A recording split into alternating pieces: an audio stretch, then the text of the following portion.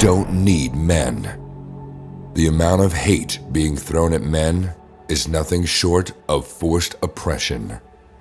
What you are about to learn today, young brother, could forever change how you live in this modern cancel culture world. You are about to learn how to thrive in a feministic world that wants to shut you down at each turn. Remember this is just the start. The hate towards virtuous, wise men is only going to get worse from here. No matter how hard you work or how much successful you get, these people will still manipulate many men into believing that they're a useless waste of space and that women are somehow divine beings of ultimate perfection. They are trying to create division between the two genders, which are so unique and perfect in their own way. Yet, they want men to hate women and women to hate men.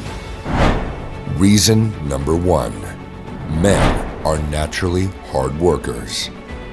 This might seem strange to hear in this modern age, and some of you might think, but women can also work. That is an undeniable fact, but the truth is that men fit that role a lot better than women. Just think about the fact that men tend to be far stronger physically than women, combined with the fact that us men have a desperate need for meaningful work. Reason number 2: men are born to be leaders. Those of you with a weak mind will resist this point and say, "Oh, but not everyone can be a leader." Shame on you for having that poor mindset.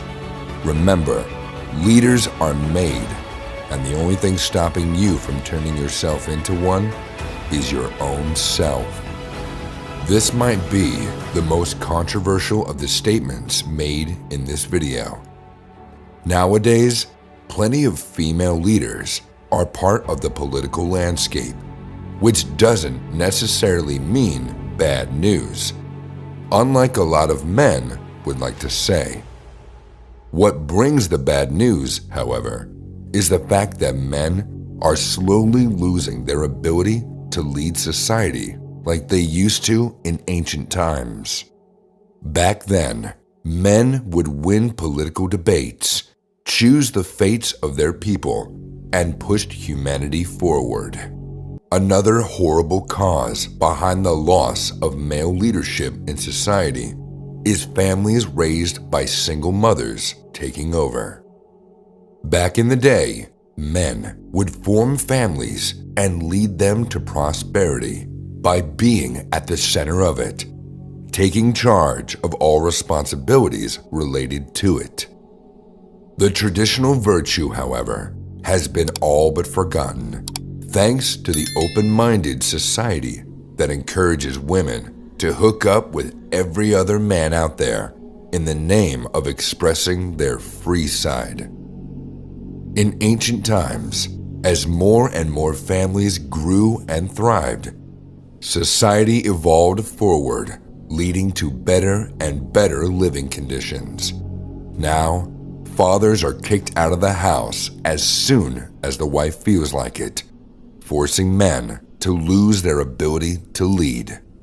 It's almost as if the law prioritizes women, then horses, then rats, then donkeys, and lastly, men.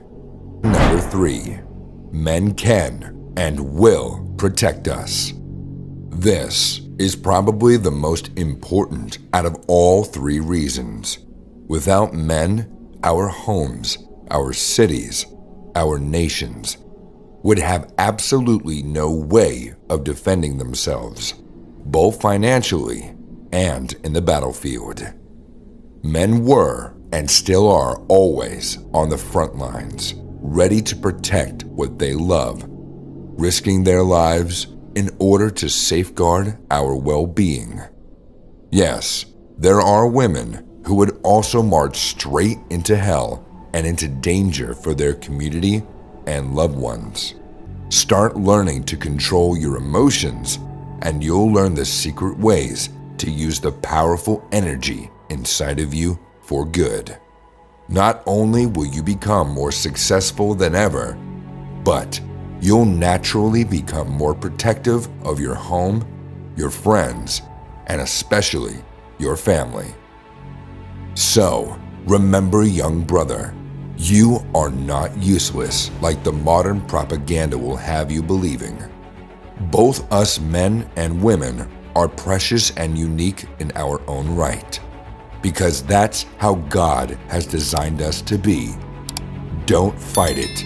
Instead, cherish and cultivate this uniqueness.